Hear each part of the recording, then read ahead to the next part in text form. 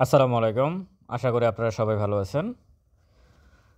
একটা নিউজ নিয়ে কথা বলতে চাচ্ছি। সেটা হচ্ছে বাংলাদেশ সিকিউরিটি এক্সচেঞ্জ কমিশনের চেয়ারম্যান যে রাশেদ মাকসুদ, তাকে লিগ্যাল নোটিশ পাঠানো হয়েছে।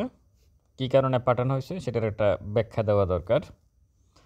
ন্যাশনাল টি আ এই কোম্পানিটা মূলত পরিচালক দ্বারা পরিচালিত হয়। তো এখানে একজন পরিচালক ২% শেয়ার ধারণ করতে হবে। এটা হচ্ছে নিয়ম, আইন। কিন্তু ন্যাশনাল টি কোম্পানির একজন পরিচালক ২% শেয়ার ধারণ করে নাই। এই কারণেই মূলত আ ন্যাশনাল টি কোম্পানির ১২ জন শেয়ার হোল্ডারের পক্ষে ব্যারিস্টার ফারাবী সালাউদ্দিন উনি একটা লিগ্যাল নোটিশ দিয়েছেন Bangladesh security exchange commission, DSC, CSC এবং জয়েন্ট স্টক কোম্পানিকে। এটা হচ্ছে মূলত মূল বিষয়। এটা খুব বেশি যে অনেক বড় কোনো ইমপ্যাক্ট ফেলবে ব্যাপারটা এরকম নয়। কিন্তু রাশেদ মাকসুদ যে সংস্কারের কথা এবং আইনের কথা আ মানে বলতেছে, এখন পর্যন্তই যেখানে একজন পরিচালক ২% শেয়ার ধারণ করতে হয়, এরকম কোম্পানি পুঁজিবাজারে আ লেনদেন করতেছে কিন্তু ওই পরিচালকের কোনো শাস্তি হয় নাই, জরিমানা হয় নাই অথবা তার শেয়ারগুলো লক করা হয় নাই। কেন? তাহলে রাশেদ মাকসুদের সংস্কারটা কী জন্য? শুধু কি আ শেয়ারের দাম আটকায় রাখা আর জরিমানা করার জন্য কি সংস্কার? এটা একটা অনেক বড় একটা কোয়েশ্চেন থেকে যায়। আর গতকালকের বিষয়ে আমি একটু বলবো। গতকালকে যে সমাবেশটা হলো অনেক বিনিয়োগকারী উপস্থিত ছিলেন। প্রায় ১-১.৫ হাজার বিনিয়োগকারী উপস্থিত ছিলেন এখানে। সরাসরি প্রত্যেকেরই একটাই বলা ছিল যে রাশেদ মাকসুদ এবং আবু আহমেদের পদত্যাগ। তো রাশেদ মাকসুদের যদি ন্যূনতম ব্যক্তিত্ববোধ থাকে তাহলে উনি একটা সিদ্ধান্ত নিবেন। উনার পদত্যাগ কিন্তু ডিএসসি, সিএসসি চায় না। একেবারে প্রান্তিক লেভেলের, একেবারে প্রান্তিক আমাদের মতো যারা ক্ষুদ্র বিনিয়োগকারী আছে আমরা চাচ্ছি। তো উনি ওই জায়গায় তারপরেও কেন বসে থাকবে?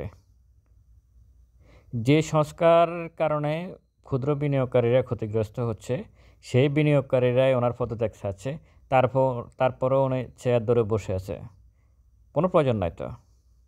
ওনার যদি এত লোভ না থাকে তাহলে উনি এখান থেকে সরে যাক। যেহেতু ক্ষুদ্র বিনিয়োগকারীরা সমাবেশ করতেছে ওনার পদত্যাগ করার জন্য, উনি যাতে চলে যায় এখান থেকে।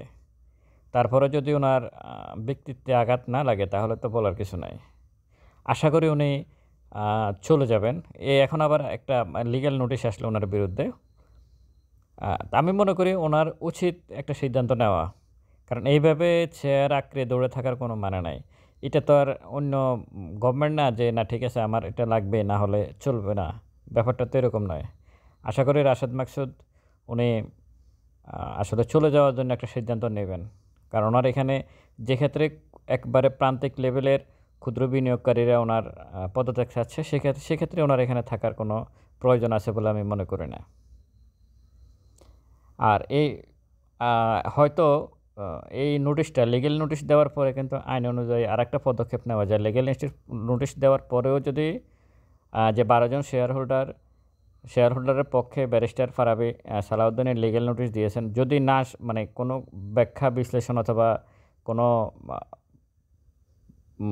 দৃশ্যমান কোনো কাজ যদি না দেখে তাহলে কিন্তু আইনগত পদক্ষেপ নিতে পারে। আরও একটা নিউজ দিই সেটা হচ্ছে এই যে ৭০০ কোটি টাকা জরিমানা করলো রাশেদ মাকসুদ কমিশন, ৳১ উদ্ধার হয় নাই। গতকালকে নিউজ আসছে।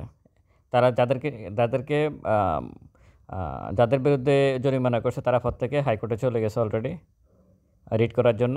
তারপর রিটে যদি তারা সন্তুষ্ট না হয় তারা আপিল বিভাগে চলে যাবে। আর আপিল বিভাগে যাওয়া মানে এটা ১০ বছর ঝুলে যাওয়া। এর জরিমানার টাকা ১০ বছর ঝুলে যাওয়া। কিন্তু ইনস্ট্যান্ট ক্ষুদ্র বিনিয়োগকারীরা ক্ষতিগ্রস্ত হইছে। জেড গ্রুপে নিয়ে যাওয়া কোম্পানিকে গতকালকেও ৩ টা কোম্পানিকে জেডে নিয়ে গেছে। ইনস্ট্যান্ট ওই আ স্টকের যারা বিনিয়োগকারী তারা ক্ষতিগ্রস্ত হইছে। আসলে কোম্পানির কিছু হয় নাই। যদি এমন হতো যে ডিভিডেন্ড যদি না দেয় তাহলে কোম্পানির পরিচালক চেঞ্জ হয়ে যাবে। নতুন পরিচালক এখানে আসবে। এবং যাদের শেয়ার ধারণ ক্ষমতা সবচেয়ে বেশি তারা পরিচালক পদে বসবে। এরকম আইন করা দরকার। টাস্ক ফোর্স এরকম আইন করবে বলে আশা করি। তো সব কিছু মিলাই আসলে রাশেদ মাকসুদের সিদ্ধান্ত নেওয়া উচিত, যেহেতু ক্ষুদ্র বিনিয়োগকারীর পক্ষ থেকে ওনার বিরুদ্ধে অভিযোগ আসতেছে। ওনার এই যে সংস্কার ক্ষুদ্র বিনিয়োগকারী ধ্বংস করে দিচ্ছে। আমি মনে করি 2010 সালেও বিনিয়োগকারীরা যতটুকু না ক্ষতিগ্রস্ত হয়েছে, গত 5 মাসে তার থেকে বেশি ক্ষতিগ্রস্ত হয়েছে। এখানে কারসাজি চূড়ান্ত পর্যায়ের, মানে কারসাজি হচ্ছে চূড়ান্ত পর্যায়ের। মানে কি বলবো এটাকে, ইন্ডেক্সকে ম্যানিপুলেশন করে কিভাবে মানে 5000-এর উপরে ধরে রাখা যায় সর্বোচ্চ চেষ্টা হয়েছে, কিন্তু আপনার শেয়ারের প্রাইস ইন্ডেক্স ধরে রাখছে কিন্তু আপনার শেয়ারের প্রাইস অর্ধেককে নাই করে দিয়েছে। মানে কোন লেভেলের চূড়ান্ত কারসাজি হলে এরকম কাজ করতে পারে। আর এটার সাথে অবশ্যই এমন কিছু লোক জড়িত যার কারণেই এটা করা সম্ভব হয়েছে, মানে ক্ষমতাবান কেউ জড়িত যার কারণে এটা সম্ভব হয়েছে। তো সুতরাং যারা এখানে আছেন, এবং আরও একটা বিষয়, উনি প্রায় 200-300 অ্যাকাউন্ট ফ্রিজ করে রাখছে। কেন ফ্রিজ করে রাখছে এটারও কোনো ব্যাখ্যা উনি দিচ্ছে না। তো সমাবেশ থেকে যেহেতু ওনার পদত্যাগের দাবি আসে এবং ক্ষুদ্র বিনিয়োগকারী সরাসরি দাবি করছে, আশা করি উনি এই লিগ্যাল নোটিশ প্লাস সমাবেশে ওনার পদত্যাগ দাবি করা হয়েছে, সব কিছুকে বিবেচনা করে উনি একটা সিদ্ধান্ত নেবেন। ডেসক্রিপশন বক্সে নাম্বার দেওয়া আছে, স্টক সাজেশন এবং পোর্টফোলিও ম্যানেজের জন্য যোগাযোগ করতে পারেন। ভালো থাকবেন সবাই। ভিডিওটা ভালো লাগলে শেয়ার করবেন, এবং এই ভিডিওটা অবশ্যই শেয়ার করবেন। এটা অনেক বিনিয়োগকারীর কাছে পৌঁছা উচিত যে রাশেদ মাকসুদের বিরুদ্ধে লিগ্যাল নোটিশ আসছে। আসসালামু আলাইকুম।